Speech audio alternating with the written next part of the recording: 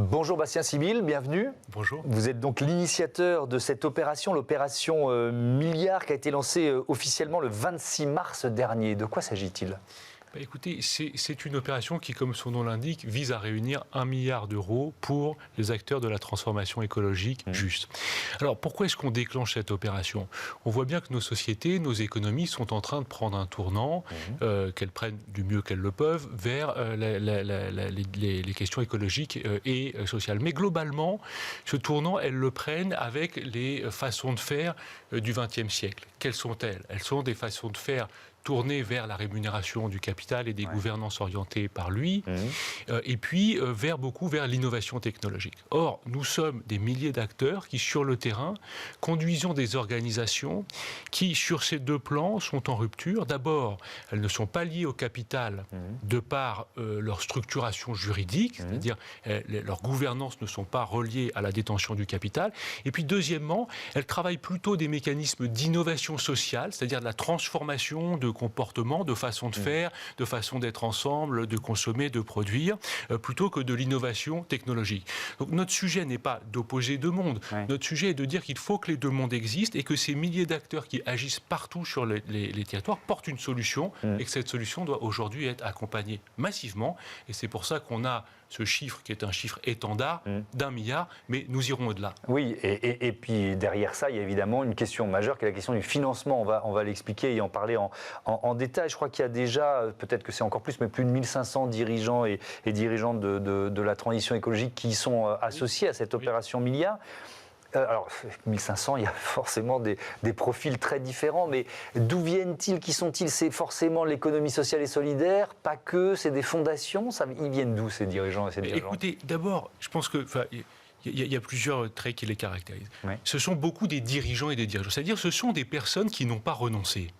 Ce sont des personnes qui voient les problèmes que nos sociétés ont à affronter et qui se disent « qu'est-ce que moi je peux faire sur mon territoire avec les gens qui m'entourent ?» Donc, effectivement, ce sont plutôt des profils de dirigeants d'organisations. Ces organisations peuvent être des associations, loi 1901. Ces organisations peuvent être des coopératives. Ça peut aussi être des entreprises sociales. Donc, je pense que le sujet n'est pas tellement un sujet statutaire. Le sujet, c'est...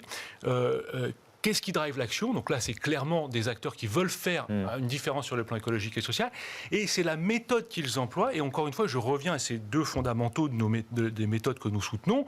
Ce sont des gouvernances démocratiques pour ces organisations. Et ce sont des organisations qui sont soit complètement non lucratives, soit à lucrativité limitée, c'est-à-dire qui n'ont pas une injonction à la croissance, aux bénéfices, etc.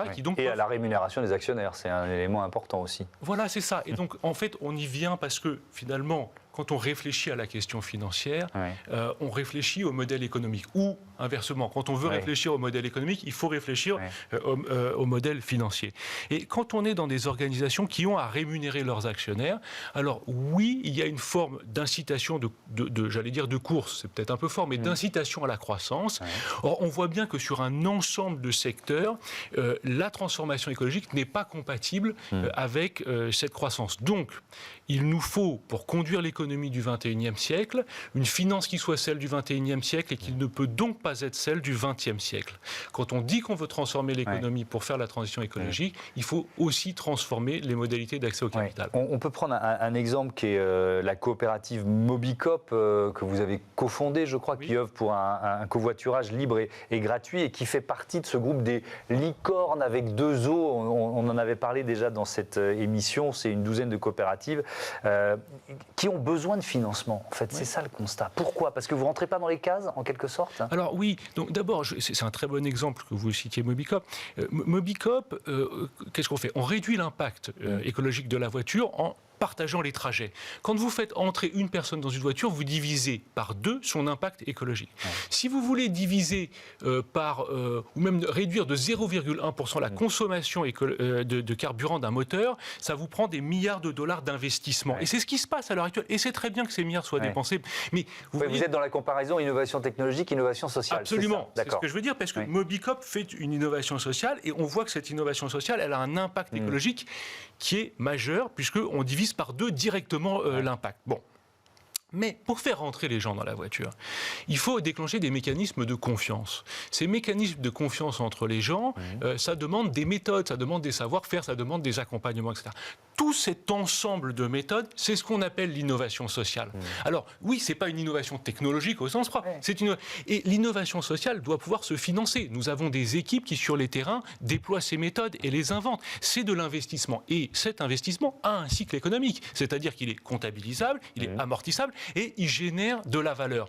Simplement, comme vous le rappeliez, on a du mal à financer ce type d'innovation. Aujourd'hui, les investisseurs savent bien investir dans des innovations technologiques, moins dans des innovations sociales. Mais ça veut dire qu'il faut changer quoi? Il faut aller jusqu'à changer les normes comptables. C'est-à-dire qu'il faut intégrer l'immatériel, la valeur sociale à un bilan comptable d'une entreprise. Oui, absolument. Donc, ou d'un investissement, d'ailleurs. Une partie de l'action de l'opération milliard, une partie des fonds que nous aurons serviront ce genre d'ingénierie, c'est-à-dire il faut déployer des comptabilités triple capital qui ne comptabilisent pas que la valeur financière, mais aussi la valeur sociale et la valeur écologique. Donc il faut que nous réussissions à déployer ça dans nos entreprises. Pour ça, on a besoin d'être un petit peu aidés. Mais donc, bien sûr, si on change la conception de la valeur, il faut aussi changer sa mesure.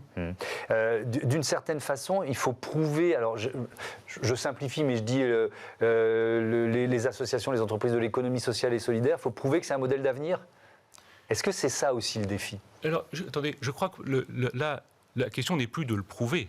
Ceci est prouvé. Oui, moi j'en suis convaincu. Et pour une raison assez simple. Est-ce que les financiers en sont convaincus? Pour une raison assez simple, c'est que les autres modèles, eux, ont prouvé qu'ils n'allaient pas au bon endroit. Moi, je suis d'accord avec vous, et on en parle tous les jours dans cette émission, mais c'est ceux qui prêtent, ceux qui investissent qu'il faut convaincre. Alors voilà, et donc là on est sur le sujet. Donc, le fait que nos modèles soient les bons modèles, aujourd'hui, c'est acquis. Il faut bien sûr travailler, il ne faut pas se reposer sur ses lauriers, tout ce que vous voulez, mais on a inventé des façons de faire économie qui sont plus en phase avec l'avenir.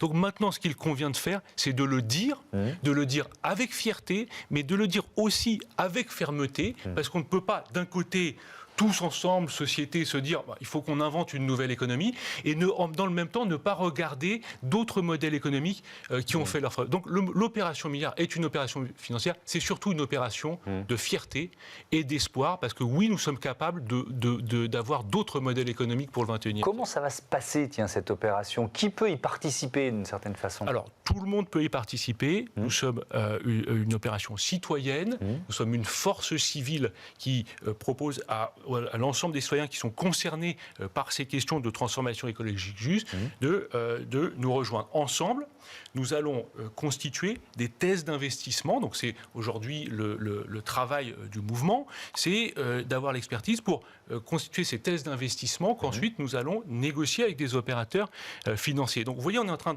d'inverser la chaîne financière dans laquelle habituellement, quand vous êtes porteur de projet, vous allez voir une banque qui vous dit « voici les conditions ».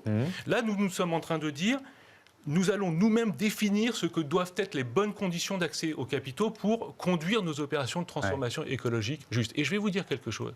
Ce travail intéresse les financiers au plus haut point. Les organisations financières nous suivent. Ils ont besoin qu'on fasse ce travail et on travaille aussi pour qu'eux-mêmes puissent avancer. Quelles organisations financières? Parce que par exemple, moi je pense à des banques mutualistes, ça semble assez évident et peut-être plus facile pour elles, justement parce qu'elles n'ont pas des actionnaires à rémunérer. Est-ce que les autres suivent aussi? Oui, alors écoutez, bien sûr, on va commencer par les gens plus proches de nous. Vous avez cité les banques mutualistes, il y a des banques coopératives aussi.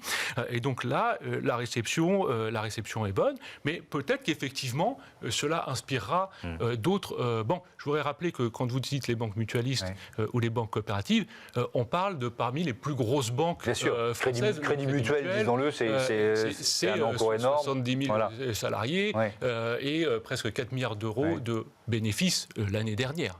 Donc on parle d'acteurs bancaires majeurs et qui peuvent faire une différence et qui aujourd'hui, je crois, disent clairement qu'ils souhaitent réinterroger leurs pratiques et leur capacité à faire cette transformation écologique juste. Oui, effectivement, parce que d'ailleurs, on a reçu ici même les représentants du Crédit Mutuel qui ont créé un dividende sociétal. Le dividende sociétal, 15% de leurs bénéfices il y a un an, et Laurent Berger était sur France Inter hier et expliquait bien le fonctionnement à la fois de ce dividende et puis surtout de l'institut que crée le Crédit Mutuel. Voilà, c'est ça, Laurent Berger, l'ancien secrétaire général de la CFDT, qui est devenu président alors, je ne sais plus si c'est la fondation. C'est l'Institut du Crédit Mutuel. mutuelle, Merci de l'Alliance beaucoup. Crédit Mutuel. Oui. Merci beaucoup d'être venu nous présenter cette opération milliard. Il y a un site, il y a une... Oui, opération-milliard.org. Et ben voilà, opération-milliard.org pour participer au modèle d'aujourd'hui qui est celui de demain. Merci beaucoup. Merci beaucoup, Bastien Sibyl, et à bientôt.